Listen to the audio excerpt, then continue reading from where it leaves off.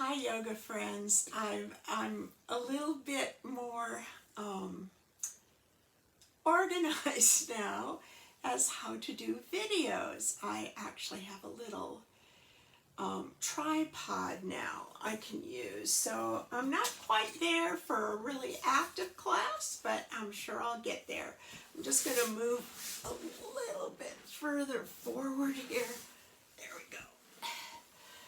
So hope you're well. I'm doing well. Up and down with feeling stressed, but I would say more good than bad. Enjoying certain aspects of a quieter, simpler life. So today we're going to go back. It's like really, it was really obvious to me the way the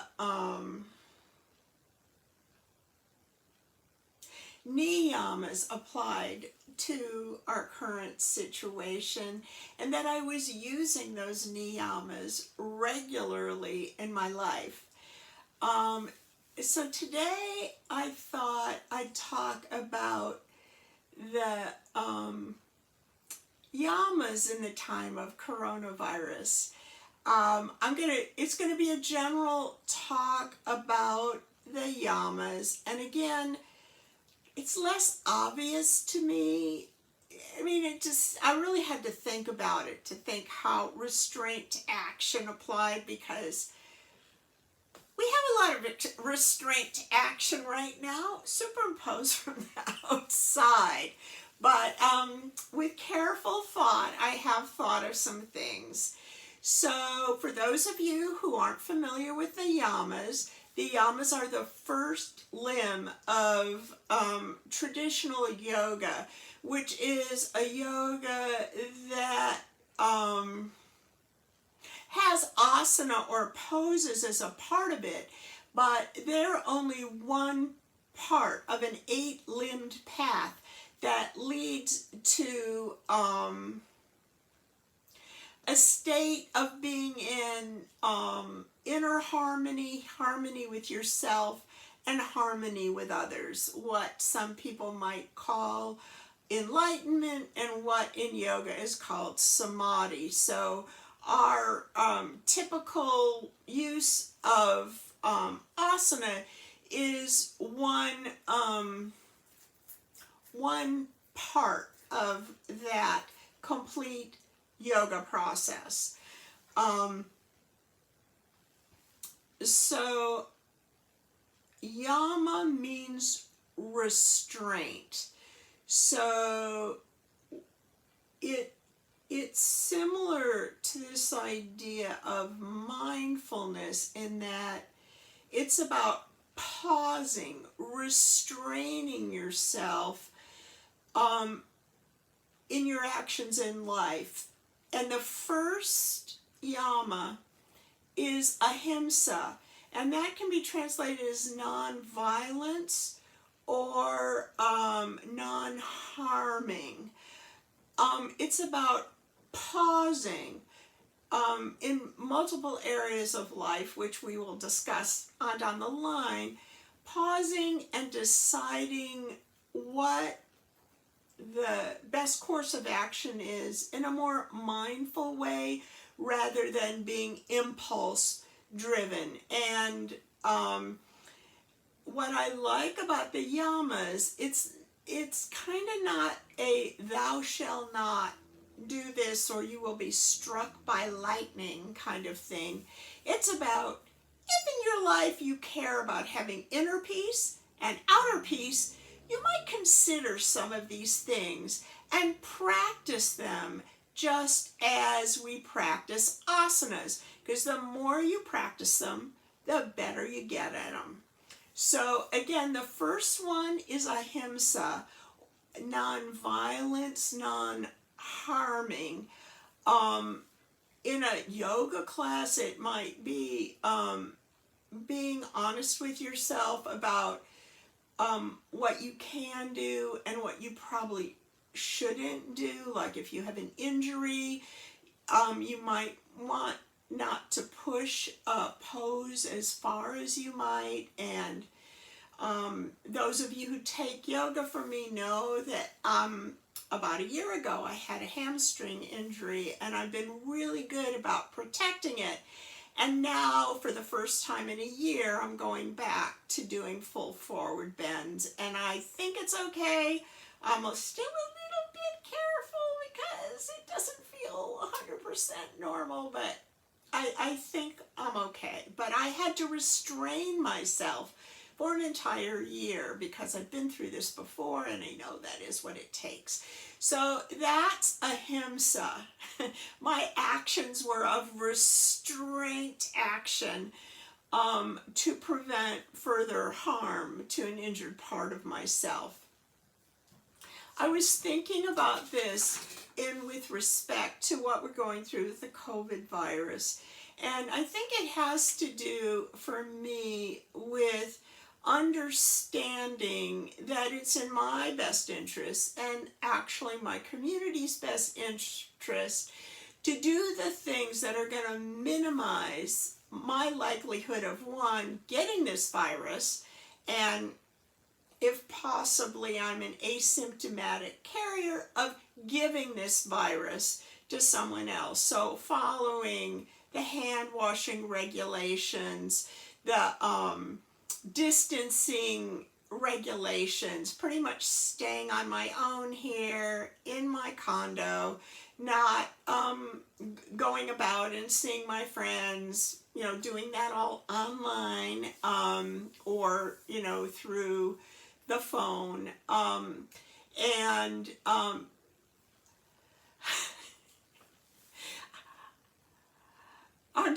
I'm going to talk a little bit about mouth coverings, just, the mask, because I really do understand. And I heard a program today from the public health people and doctors who are involved in this, and they said what I've kind of thought all along: unless you have a high-grade, well-fitted mask, it's not that much protection for you to wear a face covering.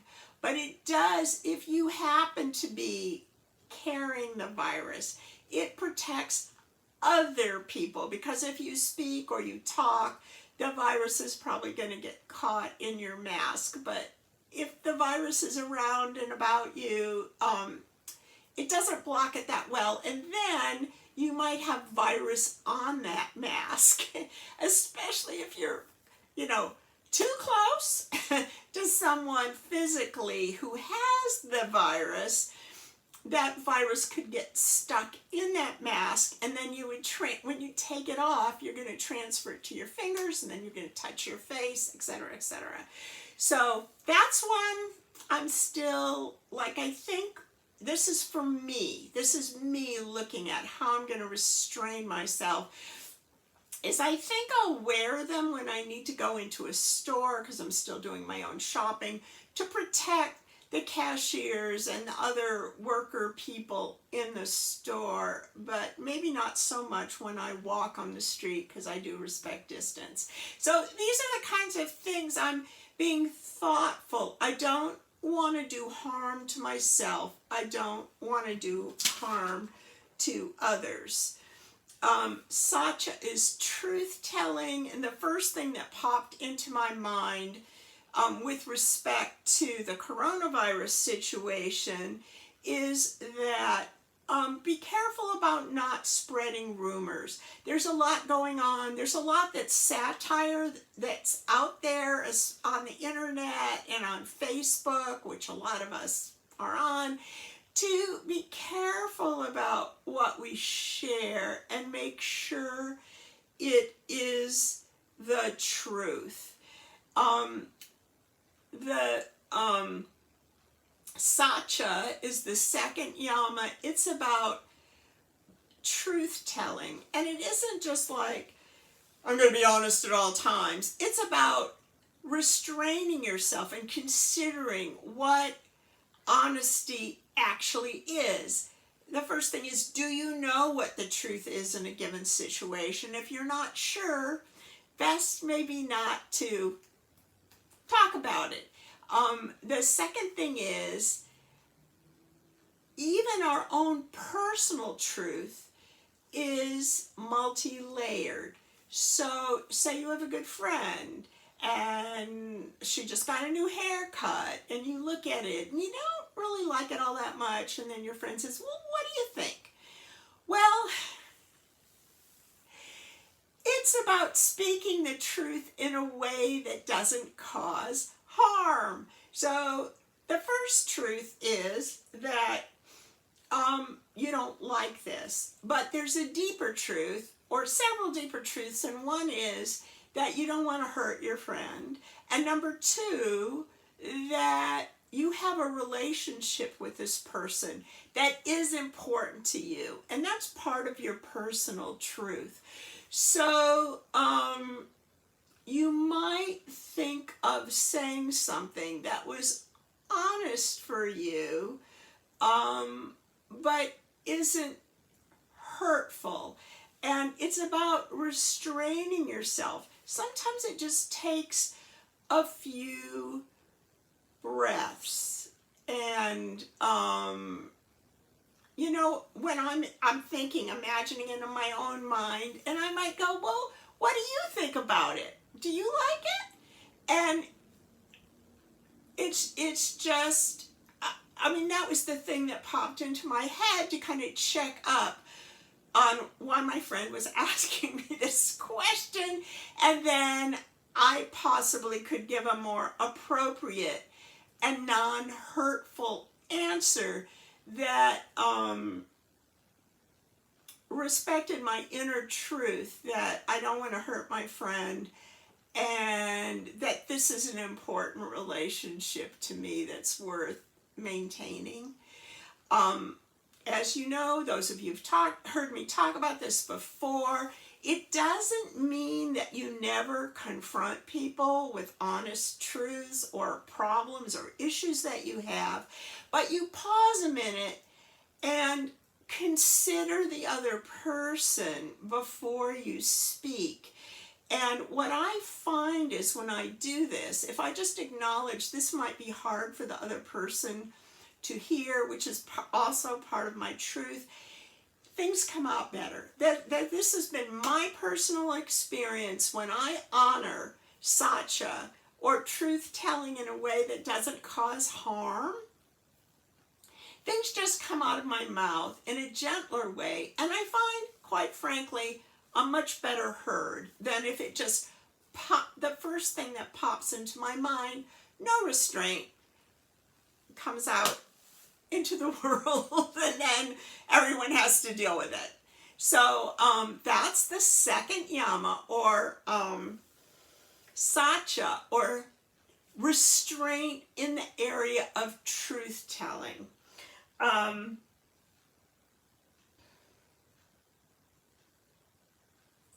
Asteya has to do with not stealing. So we don't want to take what's not ours. The most obvious part of this is physical objects, but it also carries the idea of not taking more than your share. Say at a potluck, we've all seen people, like, there might not be all that much food, or not all that much of one particular offering that someone's brought, and a person in line just fills their whole plate with it, so there's hardly left for anyone else.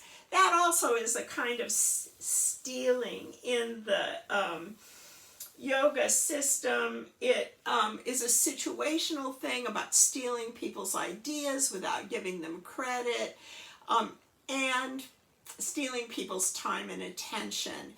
And this one has in the past been a big one for me. This is something I really did learn from studying yoga philosophy, this concept that if you get angry at people to their face who don't give you the time and attention that you need to kind of bully them into doing what you want, or in being more manipulative about getting people to do what you want them to do that they don't want to do is actually stealing their time and energy. And when I was young, I used to do that. But I really work at not doing this anymore. And to understand that if I do have real needs, that particular person doesn't have to be the one to help me, and that I can get my needs met in some other way. And I tell you, since I've been practicing that form of asteya or non-stealing, not stealing people's time and energy that they don't willingly give me, life has been better. It leads to inner peace. It leads to more peace in my relationships. And I was thinking, in this yama, we're going to talk about hoarding on down the line, but there is a little element of non-stealing in the idea of asteya, not hoarding, in that taking more than your share, taking more than you really need. It also has to do with hiking up the price of things because you can when there's a shortage. This all would go into this thing of taking advantage of this situation to steal from other people because you can. So that is asteya. And brahmacharya, right use of vital forces. It actually means Brahma is the word for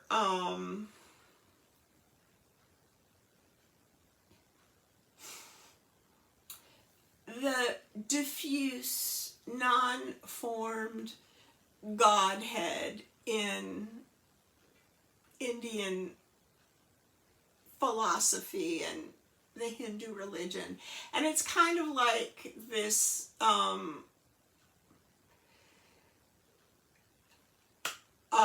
again, going back to the idea of Om, it was Brahma who said Om and the universe was created. So Brahmacharya means follow. So for me, Brahmacharya means following the God within, or that deep inner voice or your conscience when it comes to many areas of life. Now, generally, if you say Brahmacharya to someone, they go celibacy.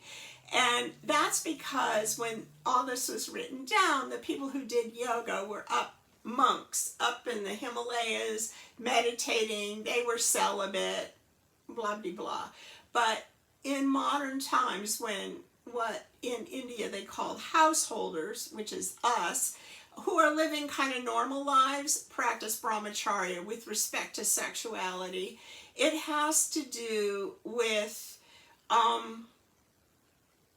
non-harming. So as you, in a marriage situation or a committed relationship, I could think, of course, my mind, I'm thinking of situations like if your partner is injured or can't perform, then it would not be appropriate to have sexual relationships with them because it would not be non-harming.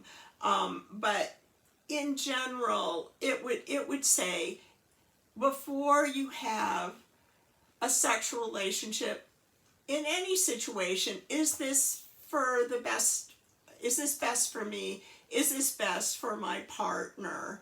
Rather than exploiting someone in some way or pushing someone to do what they don't want to do.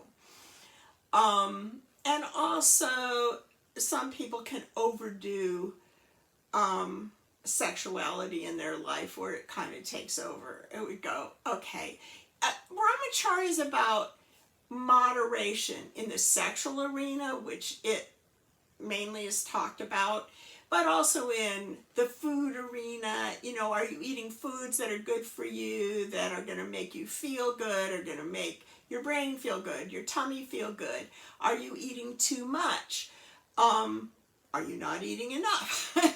It's just like, then, you know, also alcohol. It can be good things like working, exercising. Are you doing it in a moderate way that doesn't injure yourself or injure others? So it's this kind of restraint.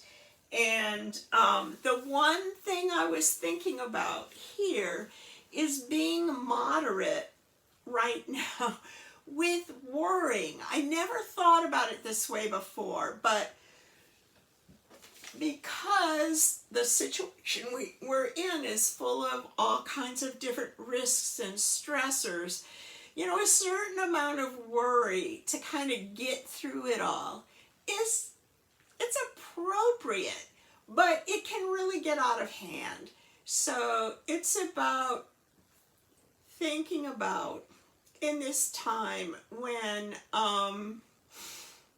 we or people in our community could, one, become infected because of COVID virus, and two, that everyone's under a lot of stress here. You know, financial issues, all kinds of issues that we do need to at least think about and have some concern about and people close to us, physically close to us, emotionally close to us, their personal safety. But can we do that when it's appropriate, but then restrain ourselves when it's injurious to ourselves and others? And honestly, all that worrying and anxiety is stressful, and I'm just amused thinking back how I wasn't worried about certain things, and then my friends were like, oh my God, and I would like run out and do something that wasn't so healthy for me to do and was unnecessary because of the anxiety of someone else. It caught me. So that I never really thought about worry as something I would applaud brahmacharya to, but in this situation, it just seems like there has to be a balance. A little bit is probably good, a lot, not so good. So, aparigraha, not coveting, not envying, but also literally, aparigraha means non-grasping. So, aparigraha has to do with not feeling like you have enough, so that you're grasping and grasping and grasping. And the most obvious and blatant example of this is in people who hoard physical objects and who fill up their homes literally from floor to ceiling. Some of them don't even have little walkways in that stuff. They maybe have to climb over stuff to get to the bathroom in their house, and their bathroom's full, and the toilets don't work, and they have animals climbing around because they're hoarding animals too, and there's poop all over. It can get really bad. That's a really extreme thing. But we all probably do it in certain ways. Like, it has to do when you buy more than you need of anything, and I certainly have indulged in that. So it's about objects, but it's also about other things in life, because people can, it can be, what do I want to say, activities. Like, people could like have to see every movie that ever came out in that year there's nothing wrong with that if you have time, you have money, whatever, but it could be to the exclusion of something that's healthier for you. It could be hoarding and going after knowledge so that you become obsessed with something and neglect your health. You don't bathe, you just read about this thing that you're interested in. When I was in spiritual psychology graduate school at the Institute of Transpersonal Psychology, we talked about spiritual gluttony, people who just do every kind of workshop and study with every teacher in the world. So there are many aspects to this grasping, but it's really, again, comes down to, do I have enough? I mean, we all need some food, but we don't have to, have a year's supply of cookies in our basement or a closet or whatever. And with the hoarding that's been going on in terms of essential items, hand sanitizer, toilet paper, Kleenex, those are the big ones. And then now I guess people are hoarding eggs, that you might decide, really think about, what do you need and what is too much in the area of hoarding. So those are the 5 yamas, or restraints to action. Again, it's about being mindful of actions that we're going to take in our lives, to just pause, restraint, just take a few breaths and think, is what I'm going to say, what, am I, when I'm taking something, is it something that belongs to me or been willingly given, the honesty thing. Am I going to speak the truth? And am I going to speak the truth in a way that's not harmful? If I'm taking something, am I taking something that belongs to me, whether it be an object, whether it be an idea, whether it be people's time and energy? If I am going to be doing any kind of activity, am I doing it in a way that doesn't injure myself or others? And paragrapha, when is enough enough? Do I have enough? Or am I over accumulating and kind of clogging up the works with stuff I don't need? Am I wasting energy accumulating this stuff where I could be using that energy for something else? So those are the yamas. And we'll go ahead and I will do a little bit of stretching because we've been sitting for a while. So I don't know if you're sitting in a chair or you're sitting on the floor, but be in a comfortable position where you can move your body.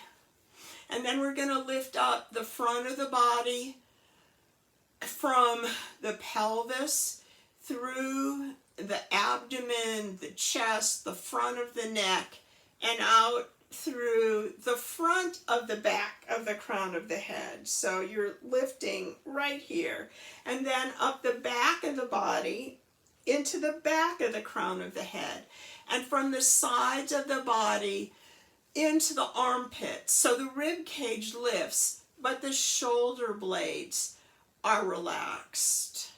And then we're going to turn our arms up and bring our arms up overhead. They can be out at an angle or they can be parallel to the sides of the body. The outer shoulder blades lift, the inner shoulder blades relax down towards the floor. On the inhales, we're going to lift up, front, back, sides of the body, and from the center of the body, the pelvic floor, between your tailbone and pubic bone and between your sitting bones, lift up through the back of the crown of the head. That's what we're going to do on the inhales. On the exhales, you're going to let your pelvis relax towards the floor. You can use your abdominal muscles, front, back, and side, to gently push your pelvis down. On the inhales, you lift the chest up, you lift the outer shoulder blades up, you lift from the pelvic floor through the back of the crown of the head. On the exhales, you drop the pelvis down towards the floor. Inhaling and exhaling. And then bring your arms down. And we're going to use the same muscles now, but we're going to bend forward. So you can do this in a chair, you can do this on the floor. Allow your hands to come to your thighs and gently lean forward. On the inhales, from the pelvic floor, you're going to reach through the back of the crown of the head. You're going to reach up the front, back, and sides of the torso. So the abdominal muscles are pushing the rib cage, front, back, and side, towards the crown of the head. On the exhales, you're going to keep that lengthening through the crown of the head, and you're going to pull your belly in as you breathe out and push down into your pelvis. Inhale, the rib cage lifts through the crown of the head, and you tip forward slightly. Exhale, the belly pulls in, and at an angle, you push the pelvis down into whatever you're sitting in. Inhaling. Exhaling, inhaling, exhaling, and then come all the way up. Relax your shoulder blades down, lift up from the pelvic floor through the back of the crown of the head. Lift up with the abdominal muscles. They're attached all the way around, so you can lift the rib cage front, back, and side, and then center pelvic floor through the back of the crown of the head. Inhale, lift up. Exhale, squeeze the pelvis into whatever you're sitting in. Now we're going to do a side stretch. So for me, I'm sitting on a bolster. I'm going to put my hand on the floor, but I could conceivably put my hand on the bolster. If you're in a chair, you can hold the seat of the chair. You can hold one of the chair legs. So first, I'm going to demo this, and then you can follow me. So I'm going to place my hand on the floor. I'm going to lean over to my right side, but it's your left side. So just follow me, mirror me. I'm going to place my hand on the floor, and then I'm going to take the other arm. I'm going to externally rotate the upper arm bone on the shoulder socket, and I'm going to bring that arm way up overhead. On the inhales, I'm going to lift the chest towards the crown of my head. I'm going to extend the outer body from my outer pelvis through the chest. The chest on this side, I'm using my belly muscles to move it up. The shoulder blade extends towards the fingertips. On the exhale, I'm going to pull down towards my belly, but I'm also going to turn the belly and turn the shoulder girdle up towards the ceiling. Inhale, I'm going to get long. I'm going to bend that bottom arm to come over as far as I can. Inhale, exhale. I pull down into my pelvis and I turn the belly, turn the shoulder girdle. Inhale, I get long. Exhale, down, turn belly, turn shoulder. Take a few more breaths here. Inhaling, exhaling, inhaling, exhaling.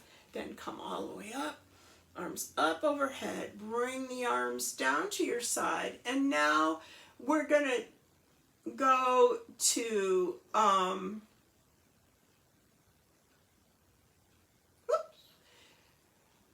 hear me. I'm just laughing because I do have left and right dyslexia. Now we're going to go to your left. Place your hand on the floor, on your chair, wherever you want, and let your body tilt to the left side. We're going to externally rotate the right arm and bring it up overhead. On the inhales, I'm going to lift the chest. I'm going to lengthen to the crown of the head. On the exhales first, I push the pelvis into what I'm sitting on with my abdominal muscles. And then I turn the belly. I turn the shoulders. Inhale, I lengthen the chest. I take from the outer right pelvis through the right side of the body, through the right shoulder blade to my fingertips. Exhale, pelvis down, turn the belly, turn the chest. Inhaling, exhaling, inhaling, exhaling. That bottom elbow can bend. And then inhale, come all the way up, arms come down to the side. Now we're going to do a slight back bend. So you can hold the back of your chair or your bolster. If you're sitting on the floor, just have your hands on the floor. I could put my hands on the floor as well. For some people, it's going to be, if you're on a height, maybe you do want to place your hands on the floor, just because we're going to do a back bend. So we get tall again. Lift from the pelvic floor through the back of the crown of the head. Lift the sides of the chest, the front of the chest, the back of the chest. And then we're going to lean back onto our hands and we're going to gently look up. And I'm just going to turn a little to the side. I'm not dropping my head back like this. I'm lengthening my neck as I'm looking up. So I'm going to lift from the pelvic floor through the back of the crown of the head as I look up. I'm going to lift my chest, front, back, side, and center as I inhale. As I exhale, I'm going to drop my pelvis towards the floor. Inhale, I'm going to lift and look up. Exhale, drop the pelvis down. If you want, you can bend your elbows to get more of a lift or a back bend. Inhale, exhale, inhale, exhale. Make sure the neck is long. If your neck hurts, you can actually put your chin on your chest. And then come to center, and we'll take a few breaths here. Allow your eyes to close.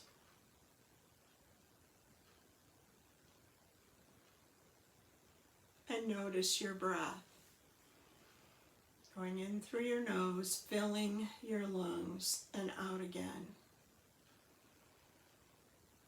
Inhaling and exhaling.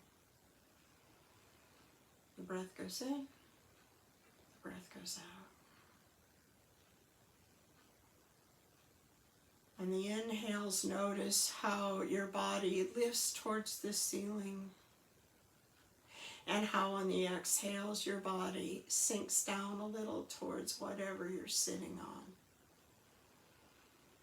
Inhaling and exhaling.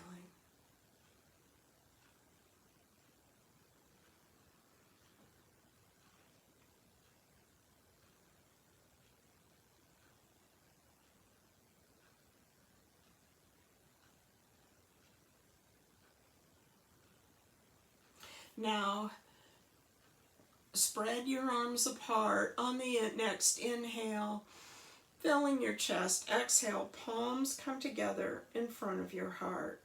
Allow your attention to go deep within to find your own sense of center. a place of peace, a place of receptivity, a place where you can be mindful and notice if you're about to say something you might regret, or take more of your share, or take something that doesn't rightfully belong to you. A place where you can notice if the actions that you're taking are in alignment with your own personal good and the good of the people around you.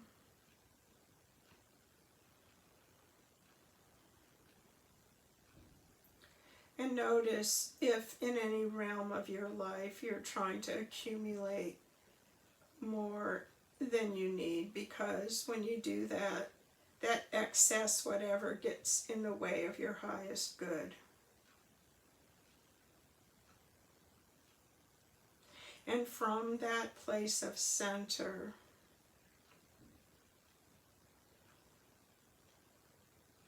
I honor you and you honor me. Namaste. Thank you. So, as I say, I've made some progress here, and maybe next week I will do a full asana class and possibly get on Zoom. So I'll let you know where I'm at. So again, namaste and have a good week.